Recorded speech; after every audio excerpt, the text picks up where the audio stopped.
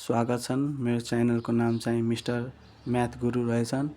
हामीहरूले पहिलाको क्लासमा चाहिँ पहिलाको भिडियोमा चाहिँ एलसिएम पढेछौँ, एलसिएम गरिरहेथ्यौँ। आज चाहिँ एचसिएफ, अस्ति नै एलसिएम, आज चाहिँ एचसिएफ सिक्दैछौँ।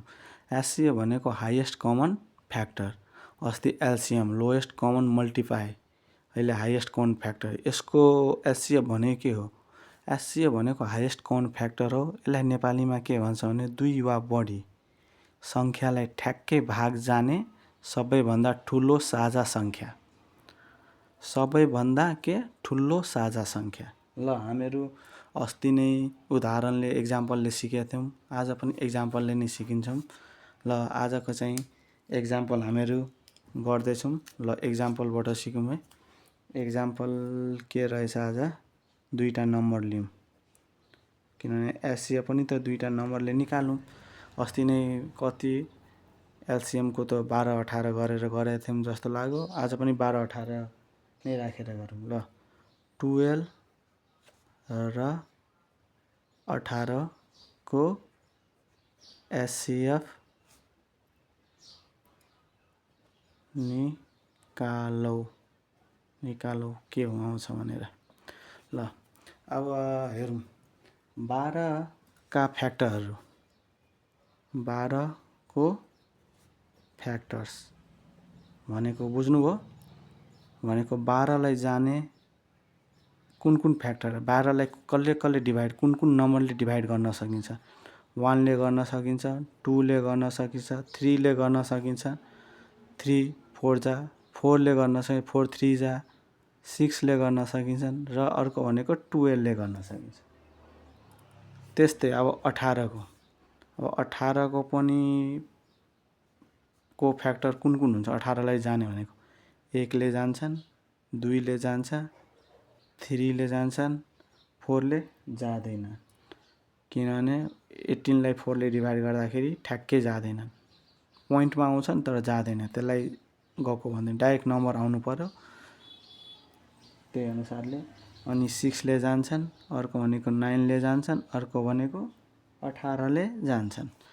यो दुईटाबाट हामीहरूले कमन के हुनेछन्? सबभन्दा हाइएस्ट नम्बर, यो त लोएस्ट भयो, अनि हाइएस्ट माथि इन्क्रिज हुँदै गइरहेछन्, बढ्दै गइरहेछ भनेर यहाँ 6 छन् र यहाँ पनि 6 छन्। यो दुईटाको 6 छ भने कमन, यो दुईटै 6 भनेको यसको एचसिएफ चाहिँ 6 हुन्छ। बुझ्नुभयो? अब यसलाई अस्ति जस्तै एलसिएममा गरे जस्तै एचसिएफमा गरौँ।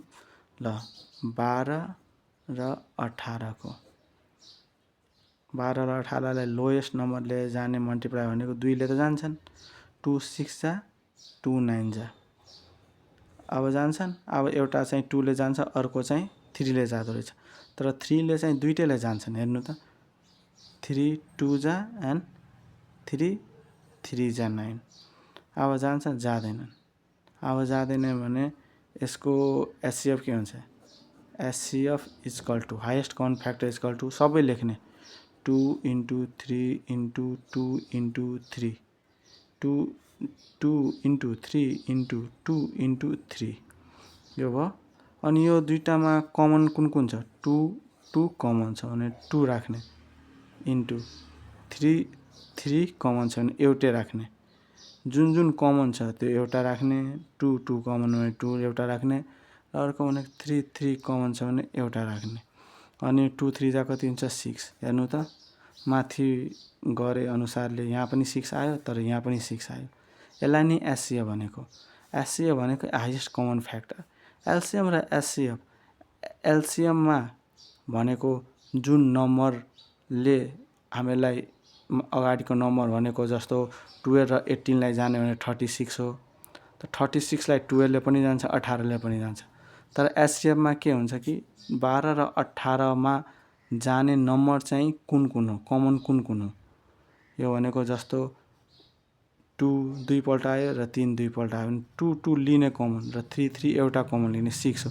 6 ले यसलाई पनि जान्छ हाइएस्ट, र अर्को यसलाई पनि जान्छ, र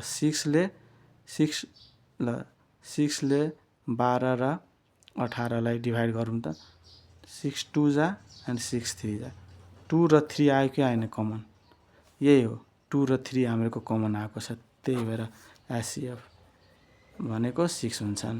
र एउटा क्वेसन हजुरहरूलाई दिन्छु, घरबाट गर्नु भने कमेन्टमा गरेर कमेन्टमा लेखिहाल्नुहोस्। हजुरहरूलाई पनि सिक्ने मौका छन्। युट्युब अहिले सोसल मिडियामा सिक्ने मौका बढी भएर अब ट्युसन जानै पर्छ भन्ने हुँदैन, घरमै बसी बसी युट्युब खोलेर सिक्न सकिन्छन्, त्यस्तो गाह्रो पनि हुँदैन। ल म हजुरहरूलाई एउटा क्वेसन दिन्छु, क्वेसन नम्बर 1।